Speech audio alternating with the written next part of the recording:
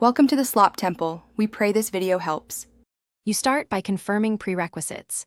The door fits the frame and hinges are accessible.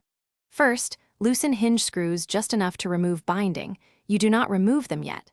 Next, test close the door slowly and watch where it hits or rebounds. Once done, note hinge wobble and the closer gap at top or bottom.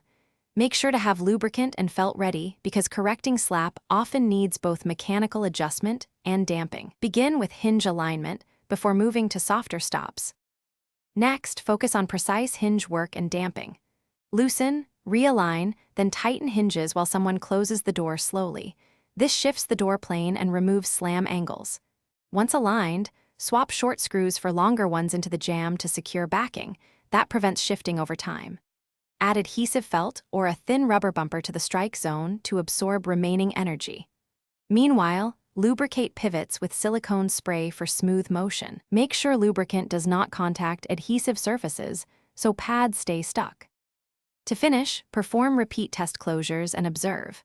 If the door still slams, increase felt thickness in small steps or tighten hinge preload to slow travel. When mechanical fixes fail, install an adjustable hydraulic or pneumatic door closer or a magnetic catch to control final speed. Choose one rated for your door weight. If problems persist, inspect the frame for warp or a misaligned threshold and replace any bent hinge. One key troubleshooting tip. If slamming returns, recheck hinge screw depth. Loose short screws are the most common cause. Thanks for watching. Consider subscribing if we helped you.